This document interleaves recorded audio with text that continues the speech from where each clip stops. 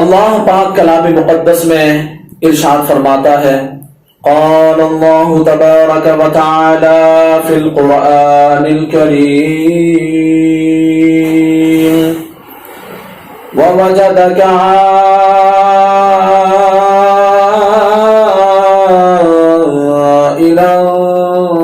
فأغنى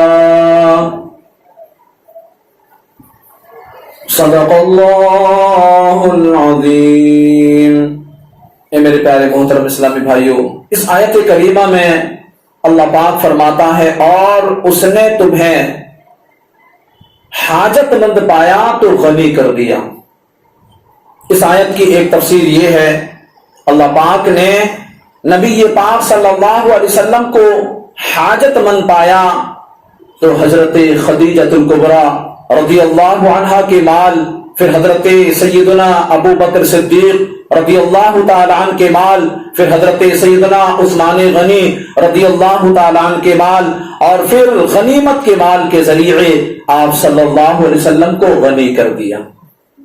معلوم ہوا حضرت خدیجہ، حضرت ابو بکر صدیق، حضرت عثمان غنی رضی اللہ تعالی عنہم بڑے خوش نصیب ہیں کہ اللہ پاک نے انہیں اپنے حبیب صلی اللہ علیہ وسلم کی خدمت کرنے کا موقع عطا فرمایا۔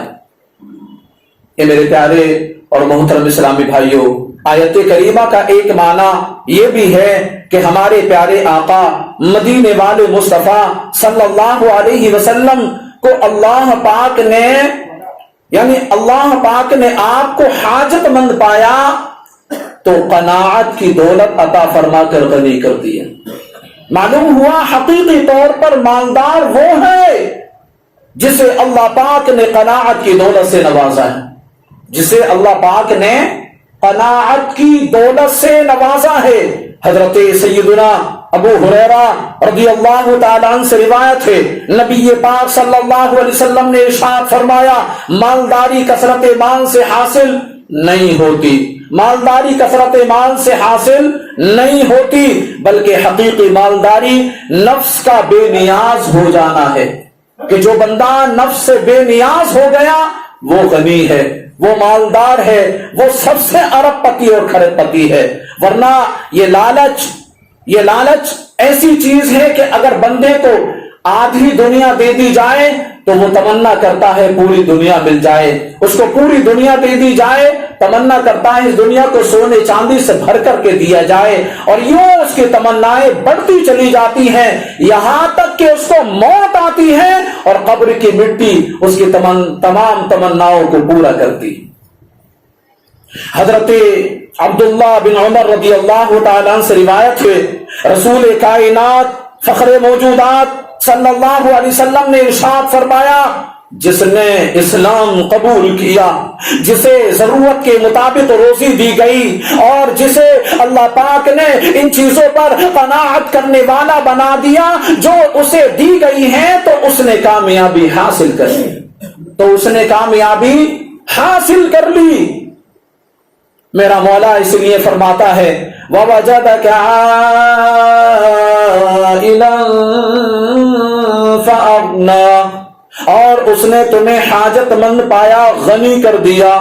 امام فخر الدین رازی رحمت اللہ تعالی علیہ نے اس کا ایک اور ایمان افروز معنی بھی بیان کیا ہے، سنو اور پیارے اسلامی بھائیوں مچل جاؤ۔ فرماتے ہیں ایک معنی آیت کا یہ بھی ہے، اے پیارے محبوب صلی اللہ علیہ وسلم، آپ کے عیال بہت زیادہ ہے، ساری امت ہی آپ کے در کی سوالی ہے، چونکہ اتنے زیادہ افراد کی امیدیں آپ کے ساتھ وابستہ ہے، لہذا آپ کے رب کریم نے آپ کو غنی بنا دیا کہ ساروں کی حاجتیں آپ کے در سے پوری ہوتی ہیں۔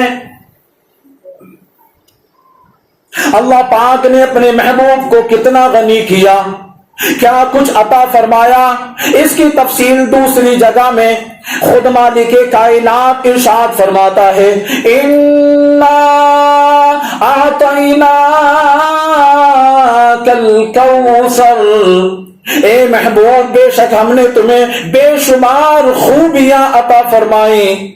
تفسیر نور العرفان میں ہے لفظ کوثر کثرت سے بنا ہے، لفظ کوثر کثرت سے بنا ہے، مبالغے کا صیغہ ہے، اسے یوں سمجھیے کثیر کا معنی ہے زیادہ، اکثر، بہت زیادہ، اور کثار بہت ہی زیادہ، اور کوثر بے حد زیادہ، جو خلق کی عقل و فہم سے ورا ہے۔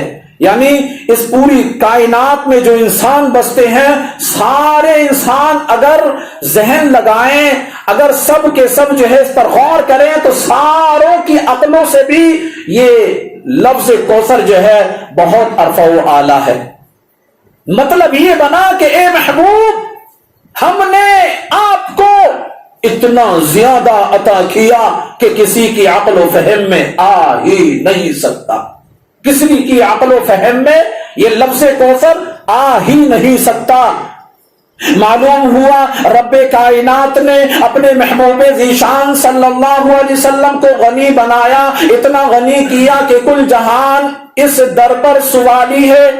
انسان اپنی حاجتیں یہاں مانگتے ہیں، جانور اس در پر سوال کرتے ہیں، پھر مانگنے والے جتنے زیادہ ہیں ان کی حاجتیں بھی اتنی زیادہ ہیں۔ کوئی یہاں دنیا مانگتا ہے، کوئی آخرت مانگتا ہے، کوئی ظاہری نعمتیں مانگتا ہے، کوئی باطنی نعمتیں مانگتا ہے۔ کسی کو آنکھیں چاہیے، کسی کو ٹوٹا ہاتھ جڑوانا ہے، کوئی لمبی زندگی کا طلبگار ہے، کسی کو ظاہری مال درکار ہے، کوئی دل کی پاکیزگی چاہتا ہے، کوئی علم کا سوالی ہے۔ غرض جتنے سوالی ہیں، جتنی سوالی ہیں، حاجتیں بھی اتنی زیادہ ہیں۔ جب اللہ پاک نے سب کو اس در کا سوالی بنایا، انہیں قاسم نعمت یعنی میرے سرکار مدینے کے تاجدار، دو عالم کے مالک و مختار صلی اللہ علیہ وسلم کو نعمتیں بانٹنے والا بنایا، تو سارے خزانے بھی عطا فرما دیے، دنیا کی ساری نعمتوں کے خزانے آپ کو عطا فرما دیے، آخرت کی تمام نعمتوں کے خزانے بھی آپ کو عطا فرما دیے۔ اسی لیے تو ہم اعلی حضرت کی زبان میں کہتے ہیں، کون دیتا ہے دینے کو منہ چاہیے، دینے والا یہ سچا ہمارا نبی، دینے والا یہ سچا ہمارا نبی۔ اللہ پاک فرماتا ہے وَوَجَدَكَ عَائِلًا فَأَغْنَىٰ، اور اس نے تمہیں حاجت مند پایا تو غنی کر دیا۔ میرے آقا صلی اللہ علیہ وسلم فرماتے ہیں، میں سو رہا تھا، زمین کے تمام خزانوں کی کنجیاں لا کر میرے ہاتھ پر رکھ دی گئی، زمین کی ساری کنجیاں، سارے خزانوں کی کنجیاں لا کر میرے ہاتھ پر رکھ دی گئی۔ امام اہل سنت مولانا شاہ امام احمد رضا خان رحمت اللہ تعالی علیہ نے اپنے رسالے الامن والعلا میں کثیر احادیث سے ثابت کیا ہے کہ نصرت یعنی امداد کی کنجیاں، نفع یعنی فائدے مند کی کنجیاں، نبوت کی کنجیاں، خزانوں کی کنجیاں، زمین کی کنجیاں، دنیا کی کنجیاں، جنت کی کنجیاں، دوزخ کی کنجیاں، ہر چیز کی کنجیاں سرکار نامدار صلی اللہ علیہ وسلم کو عطا کی گئی ہیں۔ بخاری شریف میں روایت موجود ہے، صحابی رسول حضرت سیدنا انس بن مالک رضی اللہ تعالی عنہ فرماتے ہیں، ایک مرتبہ میرے سوتیلے والد حضرت ابو طلحہ رضی اللہ تعالی عنہ گھر تشریف لائے، میری امی جان سے فرمایا، مجھے محسوس ہوتا ہے پیارے آقا مدینے والے مصطفیٰ صلی اللہ علیہ وسلم کو بھوک لگی ہے۔ فرماتے ہیں یہ سن کر امی جان حضرت ام سلیم رضی اللہ عنہ نے کچھ سو کی روٹیاں ایک کپڑے میں لپیٹی، میری بغل میں دبا کر فرمایا مسجد میں چلے جاؤ، یہ روٹیاں محبوب ذیشان مکی مدنی سلطان صلی اللہ علیہ وسلم کی خدمت میں پیش کر دو۔ فرماتے ہیں میں مسجد پہنچا تو کیا دیکھتا ہوں، کافی سارے صحابہ کرام علیہم الرضوان موجود ہے۔ اس سے پہلے کہ میں کچھ عرض کرتا، مدینے کے تاجدار صلی اللہ علیہ وسلم نے خود ہی فرمایا تمہیں ابو طلحہ نے بھیجا ہے؟ عرض کیا ہاں مجھے میرے والد محترم ابو طلحہ نے ہی بھیجا ہے۔ فرمایا کھانا دے کر بھیجا ہے؟ عرض کیا جی ہاں کھانا دے کر بھیجا ہے۔ اتنی ہی بات ہوئی تھی، آپ صلی اللہ علیہ وسلم نے سب صحابہ کرام سے فرمایا ابو طلحہ کے گھر چلتے ہیں۔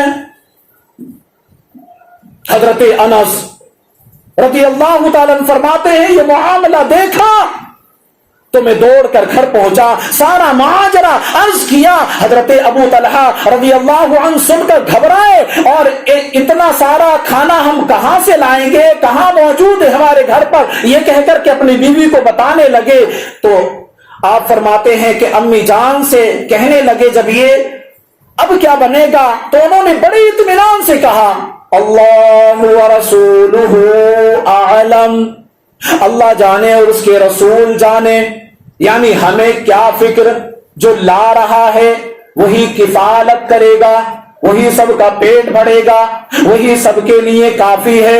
اللہ اکبر، جو لا رہے ہیں انتظام بھی وہی فرمائیں گے۔ اتنے میں رسول ذیشان مکی مدنی سلطان صلی اللہ علیہ وسلم بھی تشریف لے آئے۔ فرمایا ام سلیم جو کچھ تمہارے گھر پر موجود ہے، جو کچھ تمہارے پاس موجود ہے لے آؤ۔ انہوں نے چند روٹیاں حاضر کی، فرمایا انہیں چور لو، روٹیاں چور لی گئیں۔ فرمایا ان پر گھی ڈال دو، گھی بھی ڈال دیا گیا۔ آپ نے اس کھانے پر کچھ پڑا، پھر فرمایا 10 افراد کو اندر بلا لو۔ 10 افراد اندر داخل ہوئے، 10 صحابہ کرام حاضر ہوئے اور انہوں نے کھانا شروع کیا، جی بھر کر کھایا اور کھانے کے بعد باہر چلے گئے۔ فرمایا مزید 10 کو بلا لو۔ آقا کریم صلی اللہ علیہ وسلم کے حکم پر 10 صحابہ کرام کو اور بلا لیا گیا، جی بھر کر کے کھایا، کھا کر فارغ ہوئے واپس چلے گئے۔ میرے سرکار نے پھر فرمایا مزید 10 کو بلا لو۔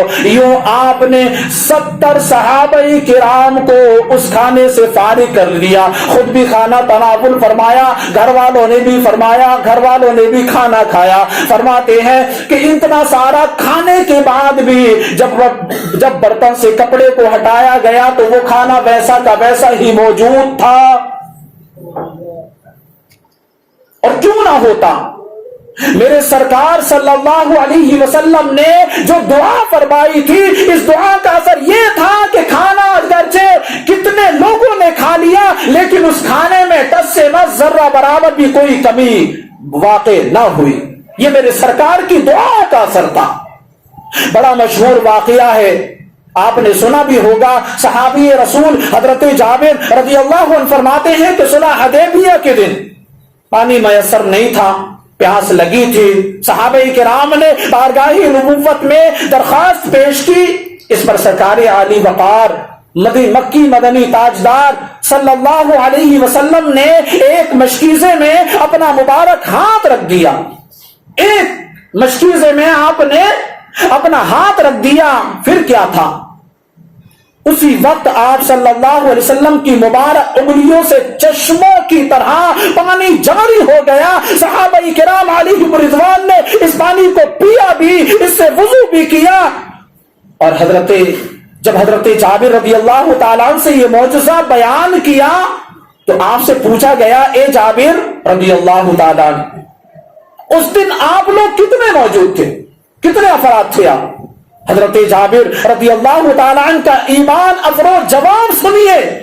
فرمایا کننا 15 مئتا، ہم اس دن 1500 صحابہ کرام موجود تھے، یعنی مبارک انگلیوں سے جاری ہونے والا پانی 1500 صحابہ کرام کو کافی ہو گیا تھا۔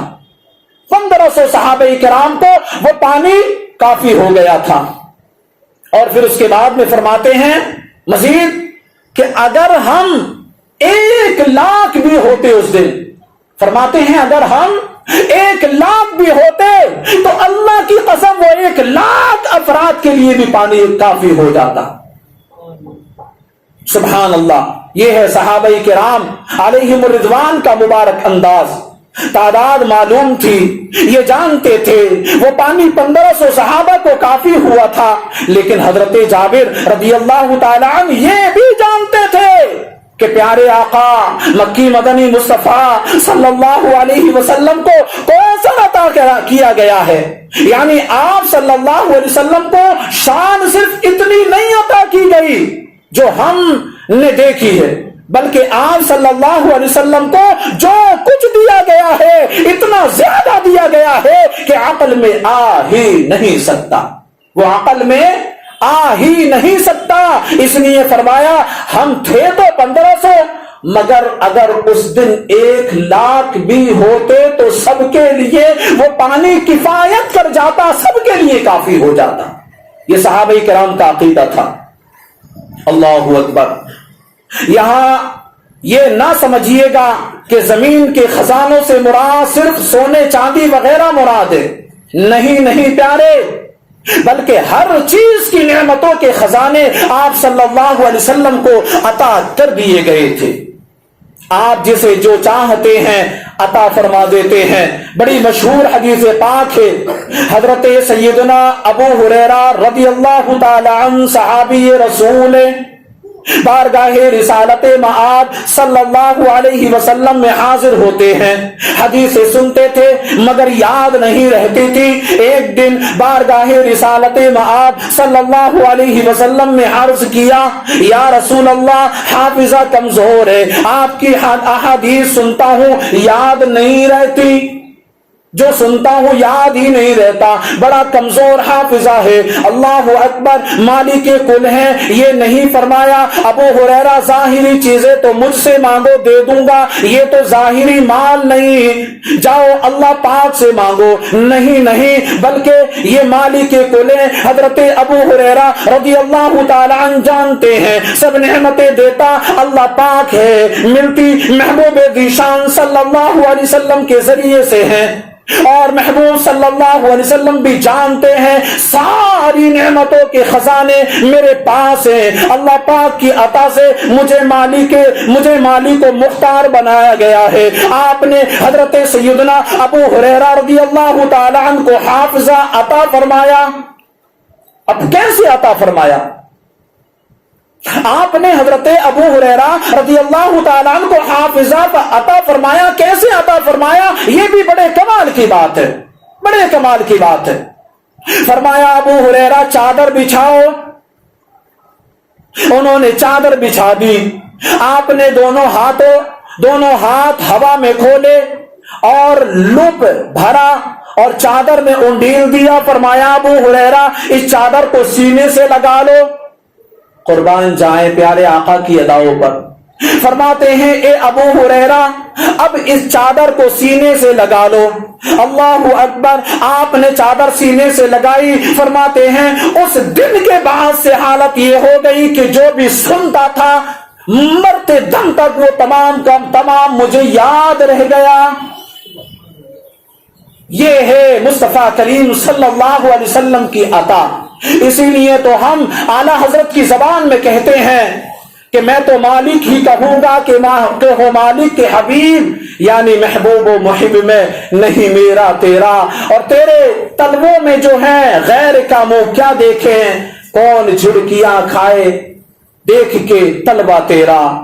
اے میرے پیارے اور محترم اسلامی بھائیوں، تو پتہ چلا رسول پاک صلی اللہ علیہ وسلم کی بارگاہ وہ ہے جہاں سے کوئی سوالی واپس نہیں لوٹتا، جہاں سب کی جھولیاں بھری جاتی ہیں، جہاں سب کی مرادیں پوری ہوتی ہیں، جہاں سے سب کو سب کچھ عطا کیا جاتا ہے.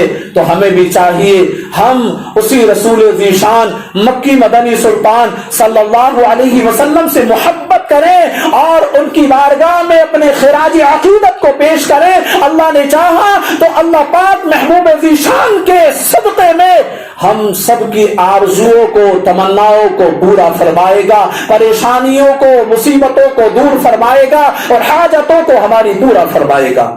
شرط یہ ہے محبت کریں لیکن ٹوٹ کر کے محبت کریں. پچھلے جمعہ کو میں نے محبت کے تعلق سے ہی بتایا تھا کہ محبت بندہ کرتا ہے اس کی کچھ نہ کچھ وجہ ہوتی ہے، لیکن ساری وجہیں اگر سب کو کاؤنٹنگ کیا جائے تو پھر ان تمام کی تمام وجہیں رسول ذیشان مکی مدنی سلطان صلی اللہ علیہ وسلم پر ہمیں نثار کرنے کے لیے کافی ہوتی ہیں، آپ سے محبت کرنے کے لیے کافی ہوتی ہیں کہ ہمیں وجود دیا تو سرکار کے صدقے قبر میں جائیں گے، سخت مشکلات پیش آئیں گی، دور فرمائیں گے سرکار صلی اللہ علیہ وسلم، میدان محشر میں کٹھن وقت ہوگا، اس وقت میں بخشش فرمائیں گے ہمارے آقا صلی اللہ علیہ وسلم، یہاں تک کہ ہم گناہ گاروں کو بخشوا کر کے اپنے دامن میں چھپا کر کے، کملی میں چھپا کر کے جنت میں بھی لے کر کے جائیں گے ہمارے سرکار ہمیں۔ تو ہمیں اپنے سرکار سے محبت کرنا چاہیے، اور محبت کا ایک انداز یہ بھی ہے کہ ہم اپنے آقا صلی اللہ علیہ وسلم پر کثرت کے ساتھ درود پاک پڑھنے والے بن جائیں، کیونکہ آج تک جب سے یہ دنیا بنی ہے تب سے لے کر کے آج تک رسول پاک صلی اللہ علیہ وسلم کی بارگاہ میں درود پاک کا خراج پیش کیا جاتا رہا ہے۔ حضرت آدم علیہ السلام سب سے پہلے انسان ہے، آپ ہی کو حکم ہوا جب آپ کا نکاح ہوا تھا حضرت حوا رضی اللہ عنہا سے، تو پھر اللہ پاک نے حکم فرمایا کہ اے آدم آپ مہر ادا کرو۔ حضرت آدم علیہ السلام نے عرض کی اے اللہ پاک میں مہر میں کیا ادا کروں، میرے پاس کچھ ہے ہی نہیں۔ فرمایا میرے محبوب پر 10 مرتبہ درود پاک پڑھو، یہ تمہارا مہر ادا ہو جائے گا۔ تو وہاں سے یہ سلسلہ چل رہا ہے اور کبھی تھمنے کا نام ہی نہیں لیتا، اور قیامت تک یہ سلسلہ جاری رہے گا۔ تو جو جتنا سچا پکا عاشق رسول ہوگا اتنا ہی زیادہ درود پاک پڑھنے والا بھی ہوگا۔ تو ہمیں بھی چاہیے کہ ہم بھی کم از کم اپنی زندگی میں نافذ کر لیں کہ کم سے کم 313 مرتبہ درود پاک پڑھنے والے بن جائیں، اور درود پاک میں بھی ایک مختصر سا درود پاک اور فضیلت بھی اس کی بڑی عرفہ والا درود پاک ہے، صلی اللہ علی محمد، صلی اللہ علی محمد، ہے تو مختصر درود لیکن فضیلت آپ جھوم جائیں گے۔ فضیلت میں اس کی یوں آتا ہے جو بندہ ایک مرتبہ اس درود پاک کو پڑھتا ہے اللہ پاک اس کے لیے رحمت کے 70 دروازوں کو کھول دیتا، 70 دروازے اس کے لیے کھول دیے جاتے ہیں ایک مرتبہ اس درود پاک پڑھنے والے کے لیے۔ تو اگر ہم اسی کو لے کر بیٹھ جائیں تو 313 مرتبہ پڑھنے میں زیادہ سے زیادہ 10 منٹ ہو جائیں گے، 10 منٹ میں 313 مرتبہ آرام سے اس درود پاک کو پڑھ سکتے ہیں۔ نیت فرما لے کہ انشاءاللہ روزانہ ہمیں یہ درود پاک 313 مرتبہ پڑھنا ہے۔